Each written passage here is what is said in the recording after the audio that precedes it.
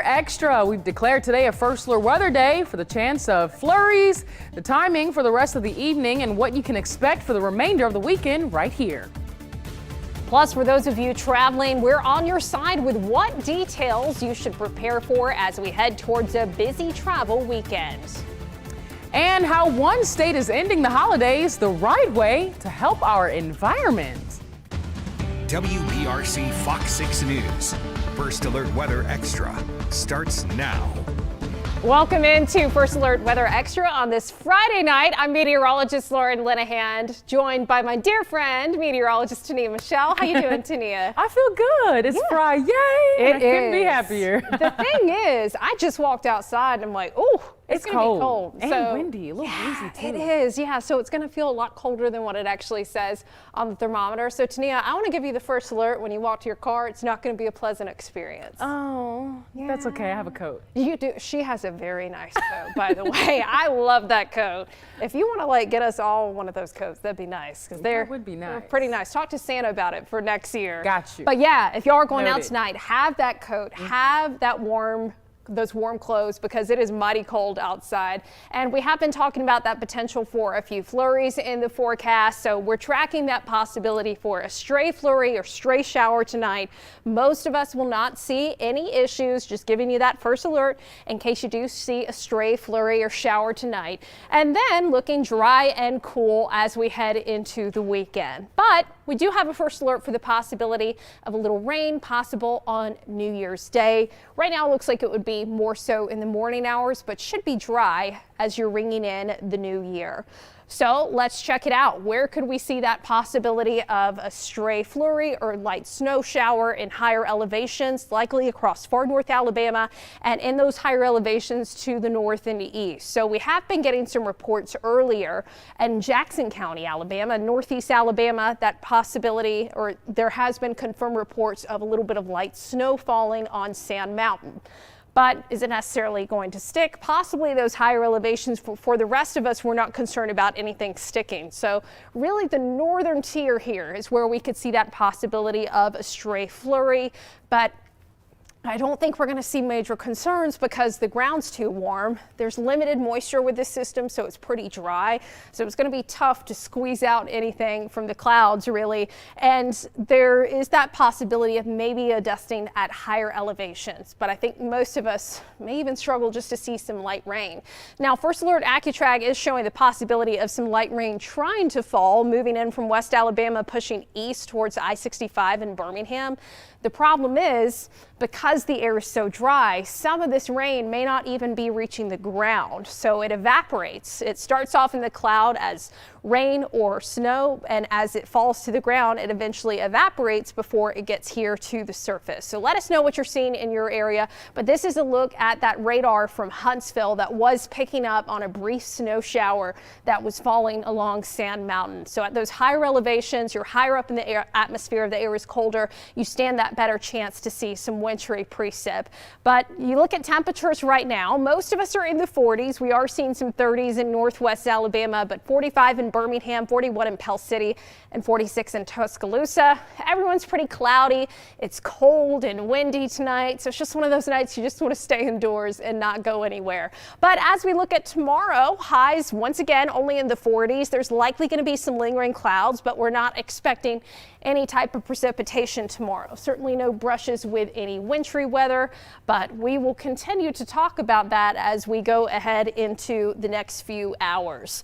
But as far as if you're trying to stay warm tonight, warming stations are open. Yeah, Lauren. Yeah, exactly, Lauren. Warming stations are open once again this evening in Birmingham and East Alabama to help those of you needing to escape the freezing temperatures. Birmingham and the Jimmy Hale Mission will have their warming shelter open. It opened at 6 o'clock and it'll be open nightly through January 2nd. There are also multiple places you can catch a ride to that warming shelter if you need it. You can see those pickup locations right here on your screen. We also have these details on the WBRC News app. And some reminders for you tonight from state troopers about driving safely this New Year's Eve weekend. Don't drink and drive, don't speed, don't follow too closely, and remember to share the road with pedestrians and the cyclists too. And move over for emergency vehicles, road crews, and tow truck drivers. It's the law. Here's more from Justin O'Neill, State Trooper Justin O'Neill, as he continues to talk about how to travel safely during the weekend and the rest of winter. Yeah, make sure that your car is winter weather prepared. Make sure that you're prepared to go on a trip if you're having to get out on the roadway. It doesn't matter if you're just driving across town. I would always make sure you got plenty of fuel in your car. Make sure that you've got maybe some water, blankets, maybe even some food in there, just in case you do get stranded on the side of the roadway. And remember to stay tuned right here on WBRC or the First Alert Weather app for more updates on weather conditions that could affect your travel. And of course, as we remember these safety tips, it's best that we know what the weather conditions will be like over the weekend, as some of you may be traveling into the new year. Meteorologists Matt Daniel and Mickey Ferguson join us for more. All right, it's time to take a look at some of the travel delays that we might be seeing, and there's a large portion of the country that does not have any travel delays. A lot of green out there, Matt. Yeah, that's right, Mickey. Of course, getting ready for the new year, you may be traveling, and so if you see green on the map, that is good. No issues expected. Yellow, there could be some delays. So the main areas to watch is the West Coast. We've had a system produce some rain. There's been some coastal issues as well. So there could be some delays. I know there's going to be a lot of people maybe traveling maybe tomorrow to head out to California for the big Rose Bowl game to cheer on Alabama or perhaps even Michigan. Maybe a few delays in New York up through Vermont, Minneapolis, up through Minnesota, and the Great Lakes area as well.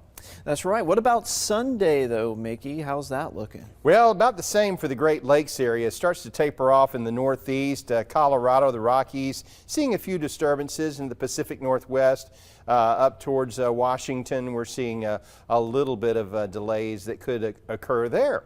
Yeah, but overall, not too bad. Not too shabby. I mean, sometimes around this, the end of the year, around this season, you can get a lot of monster winter storms and lots of delays. So this is actually some good news. Of course, we got some football. It's one thing I look forward to when it comes to the end of the year. You got a lot of great bowl games, and one of those is tomorrow, Auburn and Maryland. Yeah, they're taking this game on up to Nissan Stadium in Nashville, Tennessee. 48 degrees there at Nissan Stadium at the kickoff at 1 p.m. and just cooling off to about 45 degrees, but should be a dry game, and might even get to see a little bit of sunshine. That's right. And then, of course, the Rose Bowl, that's going to be on Monday, and this forecast could still change, but right now I think we'll have a little bit of cloud cover. I know it's showing a lot of sunshine, but there could be some clouds, maybe a small rain chance, but I think overall generally dry. And this is going to be in Pasadena, California, with temperatures in the 60s. So these forecasts could still change as we get closer to early next week, so we always recommend you to download the WBRC First Alert Weather app. And a Happy New Year. Hope you all have a wonderful time, and I guess we'll see you in the new year, huh? Next year. Okay. Now to more on that powerful storm system causing coastal flooding in California. Police in Santa Cruz County, California were urging people to evacuate in the city of Ventura. Security video captured the moment a powerful wave crashed over a beach barrier, wiping out several people. Police say at least 8 people were hospitalized. The National Weather Service has been sending warnings of dangerous surf, life-threatening rip currents, and coastal flooding. The new concern is that system bringing rain to Southern California. And in Tennessee, there's still cleanup going on after tornadoes hit the state less than a month ago. Take a look at these pictures on your screen. You're looking at pictures out of Madison, a neighborhood in Nashville. At least 6 people were killed and dozens more were hurt in the tornadoes back on December 9th. Just 3 weeks later, neighbors are trying to get a handle on the rebuilding process, but it's a challenge. I don't think there's nothing now that can be done, I'm going to say, to put back anything like it was or whatever. I mean, if there was a way, I'd be starting on it today. This week, FEMA opened a disaster recovery center for tornado victims in that area. In 30 seconds, we take you on an interesting trip in this week's Moment of Science to see the true power of balloons. Stay with us. We'll be right back.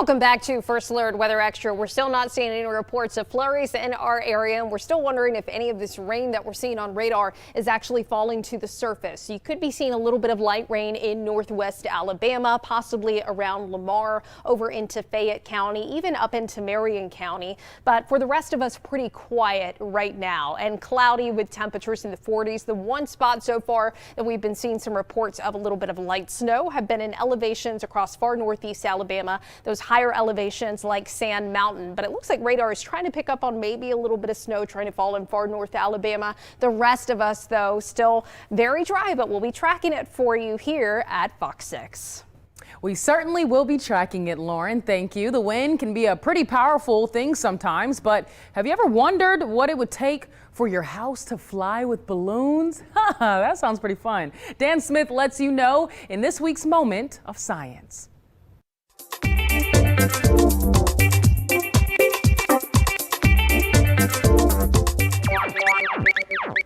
How many balloons would it take to lift a house? It's a question posed in one of my favorite movies, and while reality kind of outweighs the fantasy, it's worth a fanciful look. The animators are on record saying that the house featured in the film is about 1,600 square feet and estimates of weighing about 100,000 pounds. That does not include the concrete foundation since it floats off of it anyway, nor does it include furnishings inside the house, so let's assume it's empty for now. Helium is just about 7 times lighter than air and can lift about 0.07 of a pound per cubic foot. By that logic, lifting that 100,000 pound house would take nearly 1.5 million cubic feet of helium.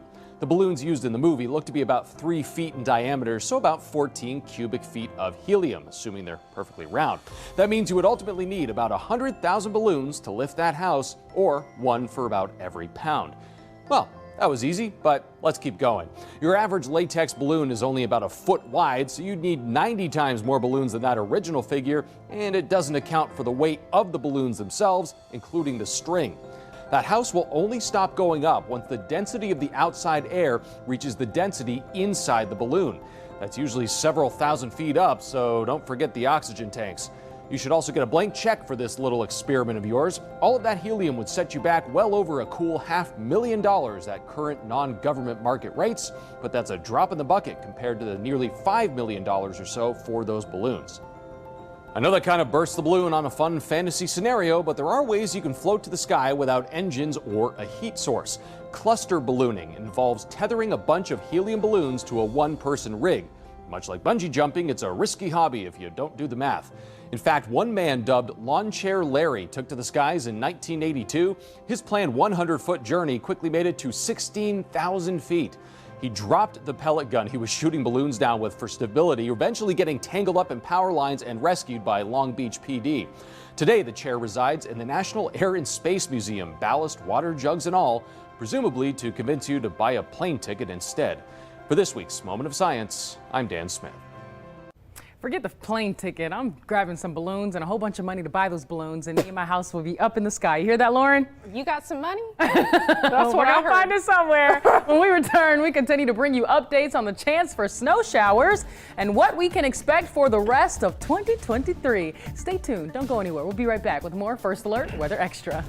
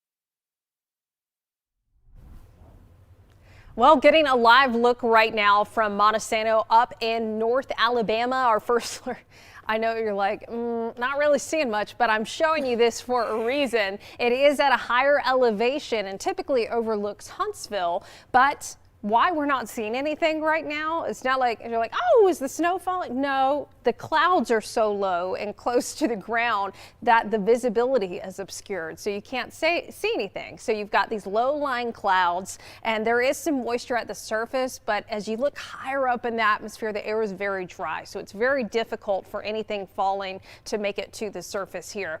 But up in Huntsville area, temperatures are in the 30s, so a little bit colder. This is what we've been tracking, this upper level disturbance that did manage to bring some rain to the north of us today, but as we go into the evening, there is that possibility for a little bit of residual moisture, wraparound moisture on the backside of this low.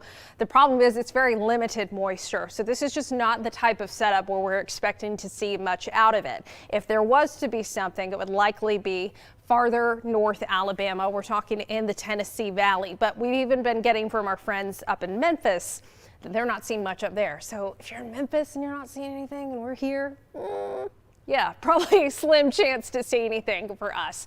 But we're continuing to monitor it, of course, on First Alert AccuTrack. We are getting some light radar returns here. It's not necessarily making it to the ground, could be evaporating before it reaches the surface, but just be mindful there could be a stray shower or an isolated flurry for tonight. Looking at New Year's Eve weekend, dry for Sunday and dry tomorrow, but on New Year's Day, there is a 30% chance of showers in the morning.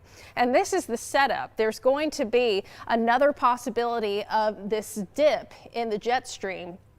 And so that's going to actually allow for some moisture to move towards the Appalachians and create the possibility of some snow up that way. Not for us, though. Instead, here we are on New Year's Day seeing the possibility of a few showers. There's a question of how far north those showers are going to go, but right now we're accounting at least for a few showers on New Year's Day morning. And then as we look ahead here, once we get into the new year, we should dry out Tuesday, but we have the possibility of another rainmaker coming in Wednesday of next week, which we'll be keeping a close eye on. It's likely going to be a cold rain. And then as we continue into next week, generally the pattern is looking cool and dry. Well, fairly dry. It actually is a pretty active pattern. We do have that possibility of some rain in the forecast as we get into next week. But when it's not raining, it's just going to feel really dry and chilly outside. But what about beyond the 7-day? We check in now with meteorologist Tania Michelle. Tania, what are we tracking as we go into 2024? Lauren. What? We're going beyond. Oh my gosh. I was like, what did I do wrong? Where are we on the show? Nothing. But hey, Lauren, switch me up right here real quick. I got you. Yes, guys, we're going beyond the 7-day because I want to tell you what you can expect, not just today, but let's talk 6 to 10 days out, maybe even 15 days out. So looking beyond the 7-day, well, we're first taking a look at our temperature outlook. It looks like some portions across the U.S. could see above average temperatures, mainly the northern portions of the United States, but the southern portions of the United States, including us here at home, will likely see below average temperatures over the next 6 to 10 days from now. Maybe slightly average for most of central Alabama, but maybe just trickling a few days below average. So we could see a little bit of cooler weather in the forecast. And 8 to 14 days out, I mean, look, we're looking at just around average across central Alabama. So maybe a little bit more seasonable and possibly a little bit wetter too. But here's a look at those potential highs for 6 to 10 days out. Notice how we're just about near average over the next couple of days. This is between January 4th through January 8th. We're looking at next Thursday being slightly below average and then possibly being a little bit above average as we bring in not next week, but the following week after that. And maybe even some warm days in our forecast. I mean, I think I just saw low 70s on a Saturday. That's crazy. But look at our potential lows 6 to 15 days out, January 4th to January 8th. We could see a few days with our low temperatures above average. Our average is around 36. We could possibly see lows in the mid 40s and low 50s. And real quick here, I want to show you those rain chances. For us here at home, we'll likely be seeing not below average, but above average rainfall over the next couple of days. That's that green that you're seeing. So ignore that. Above average rainfall in the next couple of days. And real quick, our rainfall outlook. Oh, here's the right one. That's the one I wanted to show you. Yeah, so more rain in the forecast. Also slightly with warmer temperatures, or if not average for our temperatures the next several days out. We'll talk more about that wet weather as we bring in the new year right here on First Alert Weather Extra. But first, let's talk about the holidays, because as we come to a close, officials in Florida are making it a little easier for residents to prepare for the new year. That's good. Offering them various services to dispose their old trees. Fox Evan Moon has more. Unfortunately, it's time to take down the stockings and take out your Christmas tree. Tampa Bay area residents are advised to dispose of your tree the proper way and not to wait until late January. Luckily, Bay Area counties have pickup and drop-off systems for the upcoming week that can make it easier to say goodbye to the holidays. Definitely recommend people getting rid of their tree as soon as they can so that they don't miss any timelines for solid waste departments in their city to pick up or anything like that. And we definitely encourage the repurposing programs of Christmas trees to mulch. That repurposing program, which recycles Christmas trees into usable mulch for the city, is available in Pinellas, Pasco, Hillsborough, Manatee, and other surrounding counties. Make sure that they remove all of their decorations and lights. We want a completely bare Christmas tree. We spoke with apartment buildings in Tampa. Most say they have special dumpsters for residents to put their trees in to have the city pick them up. And officials say don't wait, as dry Christmas trees create dangerous fire hazards. Christmas is over if your tree is particularly dry. You've noticed a lot of needles on the ground or the floor around the tree. Move it out of your house. Dry Christmas trees can be extremely dangerous. If they ignite in a home, that's a large amount of fuel in your home. She says every year across the U.S. there are hundreds of holiday house fires for this reason. Don't keep a dry tree in your home. Don't keep it in your garage. And don't keep it outside leaning against your home. So check your county's website to find out pickup dates, undress your tree from its sparkles and frills, and kick it to the curb early this year. In Tampa, Evan Moon, Fox 13 News. We'll be right back right here for more First Alert Weather Extra. Don't go anywhere.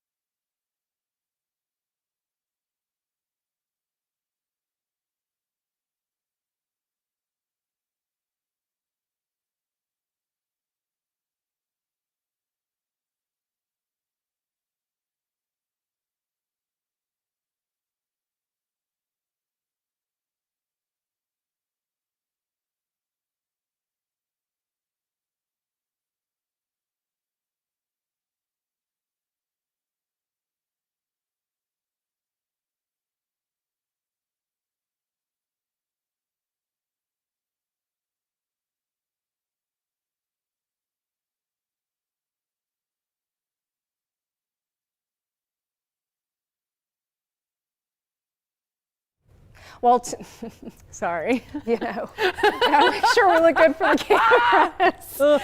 Well, Tania, you know, we haven't seen much yet. No, we really haven't. And I But it don't is think cold. we're going to see it. It is, yeah. You know, talking about impacts, no, the snow isn't going to do anything, but you know what will? The cold. Bundle up out there, people. Yes, and you know, we always say this time of the year, remember the 4 Ps, Pets, people, plants, and pipes. There you go. Oh, look at my girl. She's learning. We're so Damn. proud of her. Come a long way in 1 year. We have. But we hope you all stay safe and warm tonight. We'll have updates coming up at 9. In the meantime, have a nice weekend. See you next year on First Alert Weather Extra.